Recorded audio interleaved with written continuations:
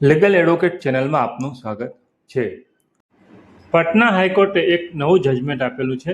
તેમાં જણાવેલું છે કે દાન આપેલ જમીન ઉપર રજિસ્ટર ગિફ્ટ ડીડ ફરજિયાત કરવું જરૂરી છે। જો રજિસ્ટર ગિફ્ટ ડીડ ફરજિયાત નહીં હોય તો મિલકત ઉપરનો જે કબજો છે એ ગેરકાયદેસર ગણાશે।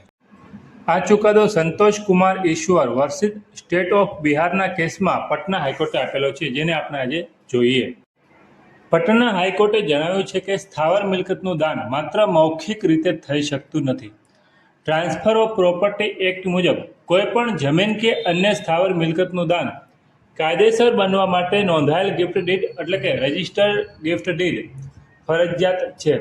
આ સાથે હાઈકોર્ટે વધુ એક મહત્વપૂર્ણ સિદ્ધાંત સ્થાપિત કરતા કહ્યું કે સરકાર કોઈ વ્યક્તિની ખાનગી જમીન પર કાયદાકીય સંપાદન પ્રક્રિયા અથવા યોગ્ય વળતર ચૂકવ્યા વગર કબજો કરે તો તે ભારતીય બંધારણના અનુચ્છેદ 300A અને અનુચ્છેદ 21 હેઠળના બંધારણીય અધિકારોનું ઉલ્લંઘન ગણાશે। આ કેસ બિહારના બેગુસરાય જિલ્લાના સિવરી ગામના રહેવાસી સંતોષ કુમાર ઈશ્વર દ્વારા દાખલ કરવામાં આવ્યું હતું। અરજદારનો આક્ષેપ હતો કે જલ નલ યોજના અંતર્ગત ગ્રામ પંચાયત અને સરકારી અધિકારીઓએ તેમની સંમતિ લીધા વગર તથા જમીન સંપાદનની કાયદેસરની પ્રક્રિયા પૂર્ણ કર્યા વિના તેમની જમીન પર પાણીની ટાંકી અને પાઇપલાઇનનું નિર્માણ કર્યું હતું।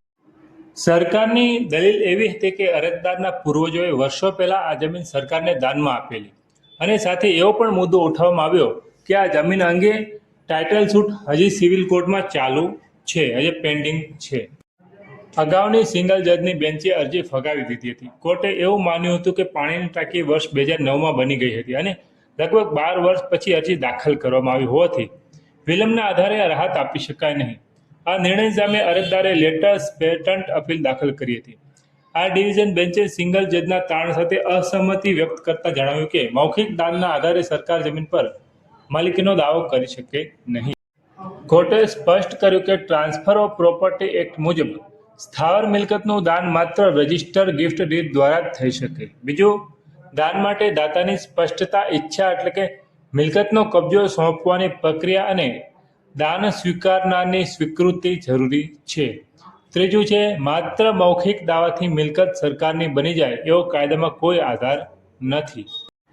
ડિવિઝન બેન્ચે વધુ એક મહત્વપૂર્ણ કાનૂની મુદ્દો સ્પષ્ટ કરતા જણાવ્યું કે જો સરકાર કોઈ વ્યક્તિને ગેરકાયદેસર રીતે તેની મિલકતમાંથી બેદખલ કરે તો તેની સામે કાયદેસરની કાર્યવાહી કરવા માટે 30 વર્ષની સમયમર્યાદા ઉપલબ્ધ છે। બીજું કે જો રાજ્ય કોઈ વ્યક્તિની જમીન કાયદેસરની પ્રક્રિયા અપનાવ્યા વગર અથવા યોગ્ય વળતર ચૂકવ્યા વગર કબજે કરે તો તે અનુચ્છેદ 300A સાથે અનુચ્છેદ 21 હેઠળના બંધારણીય અધિકારોનું સીધું ઉલ્લંઘન છે। આ મુદ્દે સુપ્રીમ કોર્ટના Vidyadevi versus state of Himachal પ્રદેશના ચુકાદાનો પણ આધાર લીધો છે। જમીન અંગેની માલિકીનો વિવાદ હજુ સિવિલ કોર્ટમાં પેન્ડિંગ હોવાથી હાઈકોર્ટે તાત્કાલિક જમીન પરત આપવાનો આદેશ આપ્યો નથી, પરંતુ કોર્ટે સ્પષ્ટ સ્વતંત્રતા આપી છે કે જો સિવિલ કોર્ટમાં અરજદારનો માલિકી હક સાબિત થશે તેઓ સરકાર પાસેથી પોતાની જમીન પરત મેળવવા અથવા યોગ્ય વળતર મેળવવા માટે કાયદેસરની કાર્યવાહી કરી શકશે। આ ચુકાદો બધા રાજ્યોમાં ખાનગી મિલકતના અધિકારો માટે મહત્વપૂર્ણ માર્ગદર્શક બની શકે છે। ઘણા સ્થળોએ સરકાર અથવા સ્થાનિક સંસ્થાઓ દ્વારા દાનમાં મળેલી જમીનના દાવા કરવામાં આવે છે, પરંતુ આ ચુકાદો એવું સ્પષ્ટ કરે છે કે રજિસ્ટર ગિફ્ટ ડીડ વિના આવો દાવો કરવો એટલે કે દાનમાં મળેલી જમીનનો દાવો સ્વીકાર્ય નથી। જમીન દાનમાં આપવી હોય તો રજિસ્ટર્ડ ગિફ્ટ ડીડ ફરજિયાત છે। આપણે આવા જ કાયદાને લગતા વિડીયો તેમજ નવા આવતા જજમેન્ટ લાવતા રહીએ છીએ। જેથી તમે અમારા વિડીયો પસંદ આવ્યો હોય તો લાઈક કરો, શેર કરો અને કોઈ પ્રશ્ન હોય તો કમેન્ટમાં તમે જણાવી શકો છો। થેન્ક યુ, આભાર।